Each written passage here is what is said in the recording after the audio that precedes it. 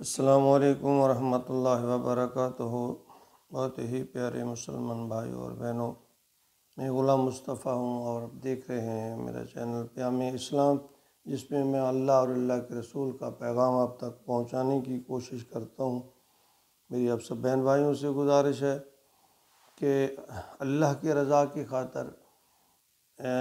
میرے اس پیغام کو سنیے اور پھر آگے پھیلائیے، اور اگر آپ کو پسند آئے تو اس چینل کو یوٹیوب پہ سبسکرائب کر دیں اور فیس بک پہ اس کو فالو کریں، تاکہ آنے والے اگلے سبق آپ تک پہنچتے رہیں۔ اللہ رب العزت ہم سارے عمل میں ہمیں اخلاص نصیب فرمائے۔ اعوذ باللہ من الشیطان الرجیم، بسم اللہ الرحمن الرحیم۔ آج کا ہمارا سبق سورۃ النساء آیت نمبر 100 پر مشتمل ہے۔ وَمَن يُهَاجِرْ فِي سَبِيلِ اللَّهِ يَجِدْ فِي الْأَرْضِ مُرَاغَمًا كَثِيرًا وَسَعًا وَمَن يَخْرُجْ مِن بَيْتِهِ مُهَاجِرًا إِلَى اللَّهِ وَرَسُولِهِ ثُمَّ يُدْرِكْهُ الْمَوْتُ فَقَدْ وَقَعَ أَجْرُهُ عَلَى اللَّهِ وَكَانَ اللَّهُ غَفُورًا رَحِيمًا۔ وَمَن يُهَاجِرْ فِي سَبِيلِ اللَّهِ، اور جو کوئی ہجرت کرے اللہ کی راہ میں، یعنی اللہ کی رضا کے لیے، یجد فی الارض مراغمن، وہ پائے گا زمین میں مراغمن کثیرا واسعا، کھلے ٹھکانے، بڑے ٹھکانے، وسعت، فراغی، جیسے کہ سورۃ عنکبوت میں اللہ تعالیٰ نے فرمایا یا عبادی الذین آمنوا ان ارضی واسعۃ فایای فاعبدون، اے میرے بندو جو ایمان لائے ہو، میری زمین بڑی کشادہ ہے، تم میری ہی عبادت کرو، یعنی زمین میں پھیل جاؤ، کہیں اور چلے جاؤ، اگر یہاں تمہارے اوپر قید ہے، تم اپنی عبادت نہیں کر سکتے تو نکل جاؤ، کسی اور جگہ پہ چلے جاؤ۔ وَمَن يَخْرُجْ مِن بَيْتِهِ، اور جو کوئی اپنے گھر سے نکل کھڑا ہوا مہاجرن، ہجرت کے لیے، إِلَى اللَّهِ وَرَسُولِهِ،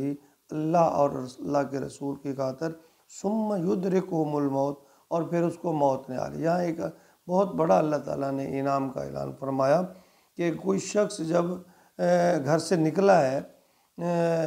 اس گھر سے،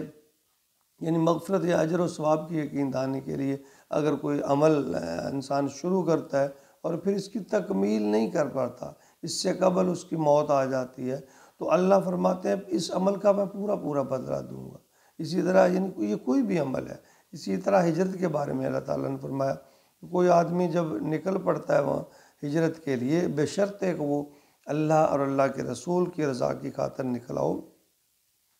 تو اس سے اللہ فرماتے ہیں کہ پورا ثواب، اگر اس کی موت رستے میں آ گئی تو پورا اللہ تعالیٰ اس کا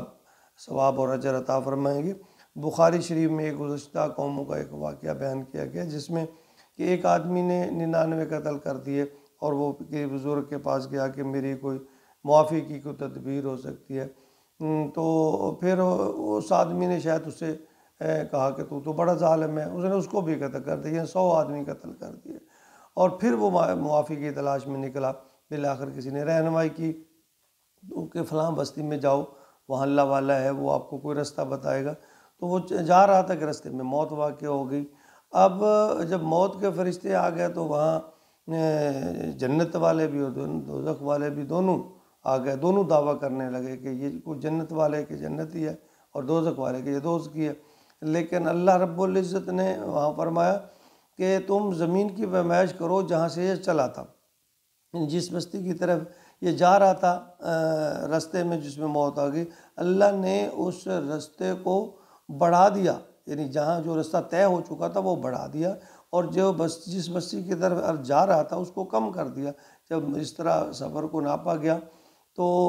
پھر وہ فرشتے، جنت والے فرشتے اس کو لے گئے۔ یعنی اس کا لب لباب یہی ہے کہ اگر انسان اللہ کی رضا کی خاطر، اجر و ثواب، مغفرت کی خاطر